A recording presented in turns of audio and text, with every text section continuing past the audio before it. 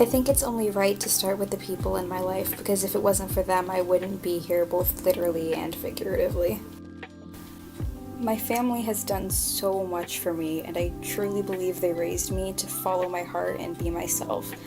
We're all just a bunch of nerds, so thank you to my dad for being the jokester of the family and for sparking my passion in photography, but I want to give special thanks to my mom, because my mom is my biggest inspiration.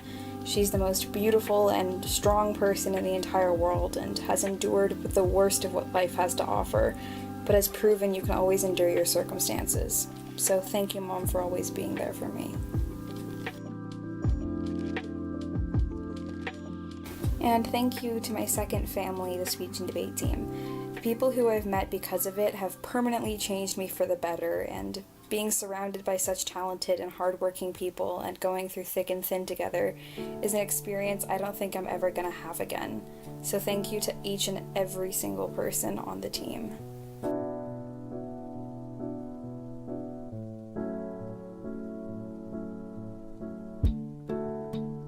And thank you to my girls. I cannot believe I've known you all since I was in elementary school and kindergarten, and leaving you guys to go to college will by far be one of the hardest things I'll ever do. We have had some dark, cringy times, and sometimes we drive each other crazy and get into stupid mishaps, but at the end of the day, I cannot even find it in myself to say goodbye to any of you. Thank you for believing in me and standing by my side, and thank you for basically sharing my entire childhood and life with me up until this point. Throughout my time at Carlsbad, I've ended up throwing myself into every single creative field available besides taking music classes, but even then I'm a huge fan of all types of music and I can't imagine my life without it. Anyways, I've joined the Film Academy, I've participated in technical theater, speech and debate, high-level art classes, and I'm a recreational photographer. Oh, and I also forgot about Spoken Word Poetry Club, that too.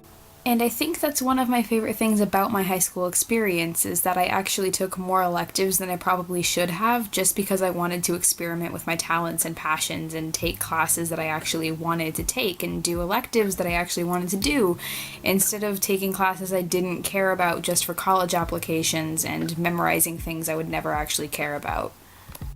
The most important thing that high school taught me was that if you don't do the work, you can't expect results. This was something I had to learn the hard way.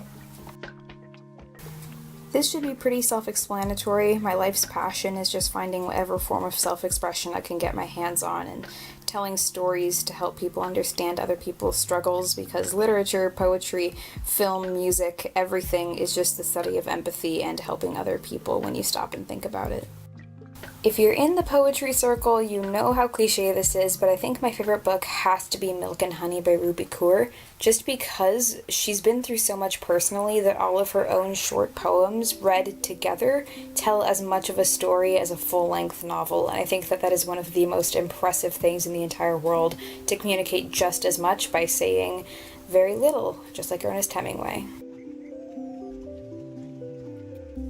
Surprisingly enough, the most significant piece of literature I read in high school was actually The Mosquito Coast by Paul Theroux, which was my summer reading novel. This book was the one I used for all of my free response AP essays, just because it is so deep and layered and filled with so much symbolism and the hero's journey, but in reverse, and insane characters, and you can basically write about absolutely anything with just this one book. It's insane.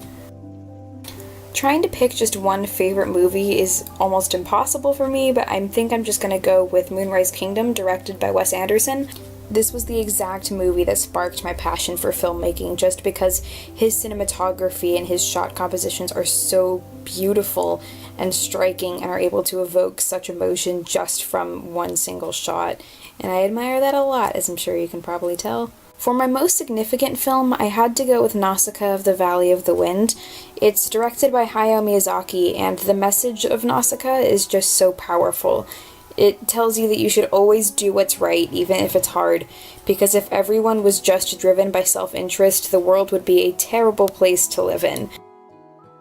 Picking a favorite poem also proves to be very difficult because modern day poetry is quite different from old poetry, but if I had to pick out of all of the different types of poems that I've seen, I would have to say that Liminality by Neil Hilborn would have to be my favorite. This is a narrative poem that describes the moments mid-car crash, and just like Hamlet, it kind of discusses the entirety of life and seeing your life flash before your eyes and the meaning of death. And for some reason, just listening to the way he describes these moments are almost hypnotic. The language is so intricate and beautifully chosen. I don't think I'm ever going to get tired of listening to it. My greatest accomplishment is probably winning 9th place in the state for Lincoln Douglas debate. Lincoln Douglas is a 1 versus 1 debate about ethics and philosophy, and it was so crazy to advance so far at the state tournament. I really didn't think that I could do it or do as well as I did, but the fact that I did was so fulfilling and reassuring. I am honored to be attending UC Riverside in the fall with an interdisciplinary study in communications, and I'm so grateful just to make it to a UC school in general. I wasn't expecting to make it in considering my main repertoire was in the arts, but the fact that I got accepted and now I'm actually able to get an education in the field I want is absolutely amazing to me and something I will be forever grateful for. And I suppose that's the end of this chapter of our lives. Congratulations to the class of 2018.